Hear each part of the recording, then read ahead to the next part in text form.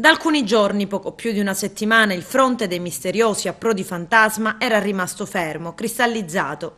Adesso invece un nuovo sbarco, un copione ormai visto e quasi ben collaudato che fa sì che piccoli gruppi arrivino in Italia senza essere registrati o controllati. Ieri intorno alle 15:45 una barca è approdata sulle coste agrigentine in contrada Foce a Siculiana Marina, di fronte alla pizzeria Le Canne. Ad immortalare quasi in diretta l'ultimo atto di questa nuova emergenza, Claudio Lombardo, patron di Mare Amico, che continua a chiedere con insistenza com'è possibile che con imbarcazioni così piccole, in legno e con motori irrisori, abbiano affrontato un viaggio così lungo. Non è più verosimile che in qualche modo vengano accompagnati fin sotto costa? Chi li aiuta? Perché, continua Lombardo, non ce ne accorgiamo?